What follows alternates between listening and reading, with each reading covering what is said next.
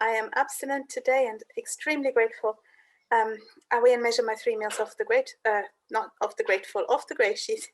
I write them down, I commit them to my sponsor, and I eat them, and I eat nothing else, no matter what. And I make that my absolute number one priority today. And it's been 6 months as of last Wednesday. So this is why I'm here to celebrate, and I do celebrate. And I'm here because this is, for me, the easiest, softest way. This is, for me, freedom. I've recently had a conversation with somebody who was talking about how difficult and how burdensome it is to be abstinent. That's, that is not my experience. My experience is that the difficulty, the burden was my eating behavior, or not eating behavior as I was fasting, whatever. But the weight, I've lost 13 kilos, but that is nothing compared to the weight I've lost in my head, to the noise that is no longer there now. But I'll start a little bit, give you a bit of background. So, I'm not sure whether addicts kind of genes come through a family or not, or nature nurture the whole thing. What I can say is my father was an alcoholic. The kind of alcoholic who drank himself to blackout every night. That was my normal growing up. And I never, for that reason, I never touched anything that altered my perceptions. So I've never drank alcohol, I've never been drunk or even tipsy in my life, because I think there is that thing of that hyper-vigilant child. I cannot lose my faculties. So now I thank God that I haven't gone down these ways, but the food was there to comfort me. When I was little, there is no age limit on food. The food was there, and there was nobody who limited it. So I would describe myself in my childhood very much as an overeater, but not a compulsive one, because there was nobody who told me don't eat. My parents were very much wrapped up in their own drama, and I got the food I wanted, so I ate it. I was chubby, but I wasn't too bothered about it. But certainly the fact that food was my go-to for anything and for everything, happy, sad, whatever, the food was there. But there was a certain freedom in it because there was no limits. Nobody put any limits on it. And interestingly, my mother died when I was 15. I had kicked my father out when I was 12, and told him he was dead to me, and I didn't speak to him again after that.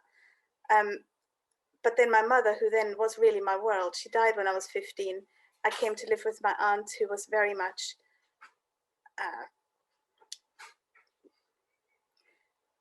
I can only describe it as a psychological terror kind of situation. 3 years of that, then she died. And then after that, and in all that time, the food was never an issue that I remember.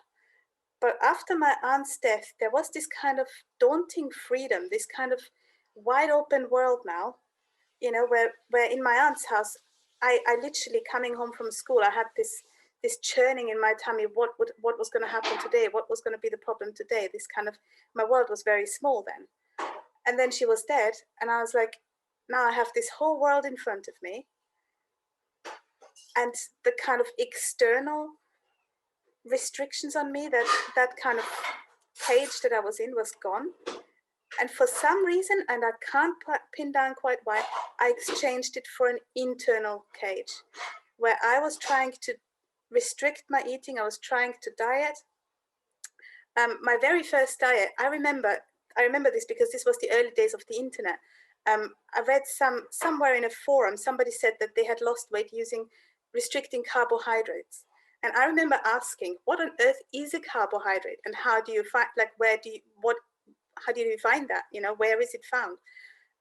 So my very first diet was called the Carbohydrate Addicts Diet, which was a diet which limited carbohydrates except for 1 hour a day. In that 1 hour, you could eat anything you wanted. I don't have to tell you that I gained an incredible amount of weight on that diet in that 1 hour. But it was my entry. It was my entry. After that, I was dieting all the time. I never ate freely again, really, ever after. And I could talk about binging buying everything in the shop, coming home, eating it to the point that my tummy felt like it was bursting, but I couldn't get rid of it. So I would carry on eating, but spitting it, because the act of eating, I just could not stop. This is where this took me. And then I found GreySheet. I was in New York at the time, in Manhattan, and I had never been in any kind of fellowship before. As I say, I haven't got any kind of other addictions, and I don't remember how I found GreySheet, and I also have never been in any other food fellowship. I must have Googled it, but I found GreySheet, and I happened to be in New York, and there happened to be live meetings.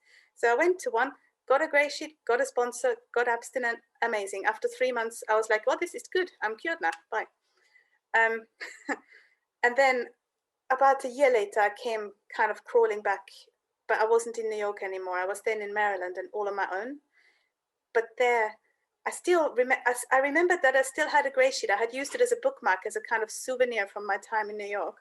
And I dug it out and got online, found the GreyNet.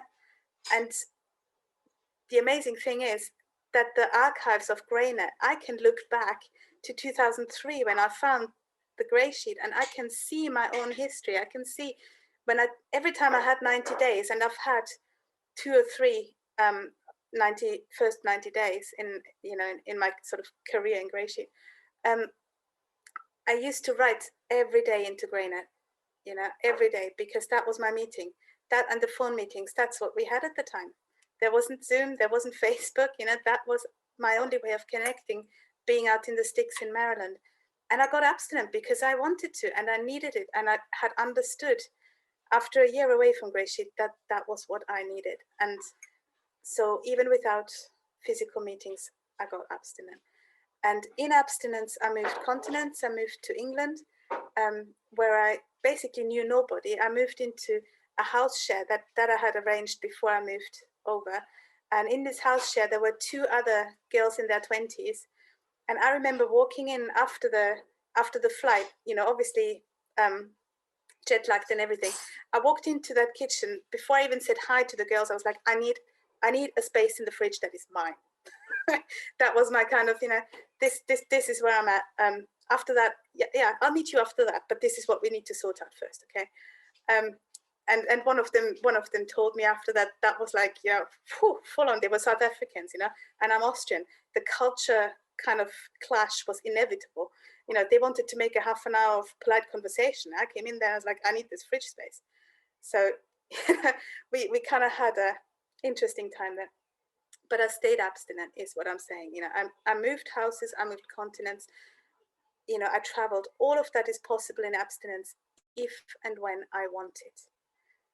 For me, I have never lost my abstinence. Nothing has ever accidentally found its way into my mouth. I have always been able to, to be abstinent when I wanted to be abstinent. That is my story. But it's the willingness that went after a while. And I've had, as I say, 3 or 4, I think, day ones after some years of abstinence.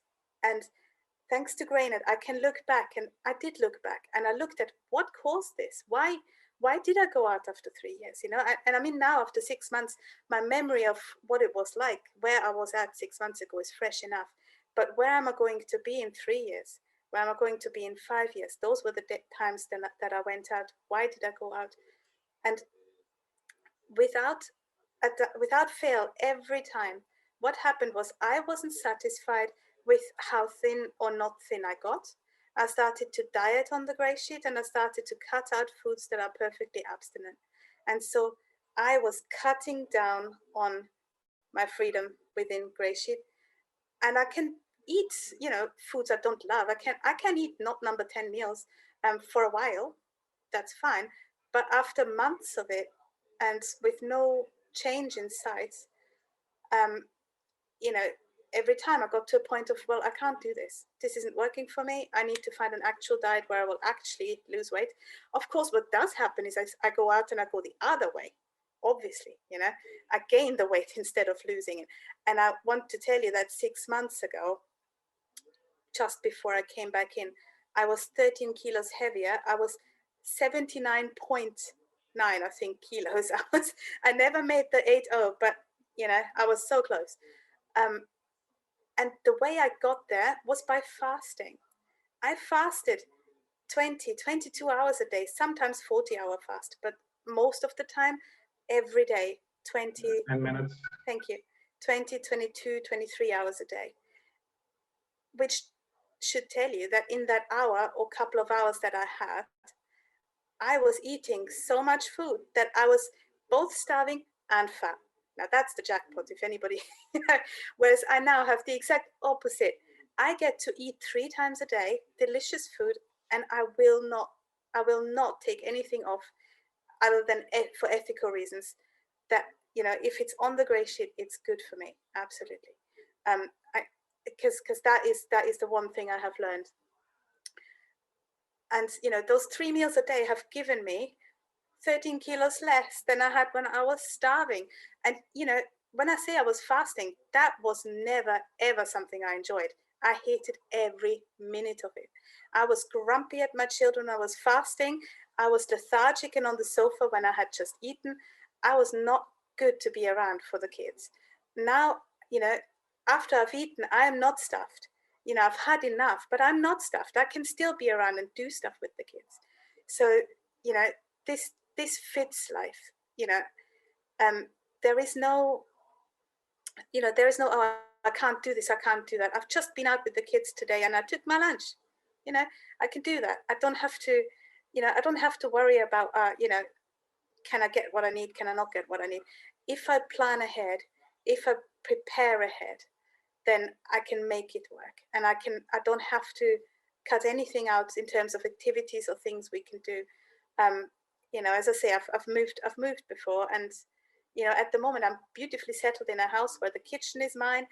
There are things that we don't eat in this house because I'm not in it on my own, but they are not mine to have, and that is something I can absolutely live with. So you know, for me, it's always compared to what. That's something I learned in this fellowship. I love it when people say that. Compared to what? Yeah, so I have to plan ahead and prepare and carry my food around if I want to eat it out. Well, that might be a bit of a thing, but honestly, compared to what? Do I want to go there starving, waiting for this event to be over so I can go home and eat? That's what I was doing when I was fasting. And I never enjoyed a minute of the actual event because I was counting down the time to finally get home and be able to eat. I'm not there now. And I wake up in the morning. This is the other thing from fasting. I've always been a morning eater. I wake up hungry. My daughter's the same. She wakes up, she's like, what's breakfast? So that's just me. And with fasting, I always delayed eating till like 3, 4, 5 p.m. So the whole day, I'm like so hungry. And now I wake up in the morning and there's this delicious, abundant, gorgeous breakfast. And every morning, still 6 months in, every morning, I'm like, yes, I get to eat this. So this is where I'm at. And this is, you know, where I'm just so grateful for the freedom of GreySheet. I'll bring it to a close here because I want to hear what other people have to say. But thank you so much for having me. Thank you for being there. Thank you for Zoom. My goodness, that is the best gift ever. So I'll pass here. Thank you.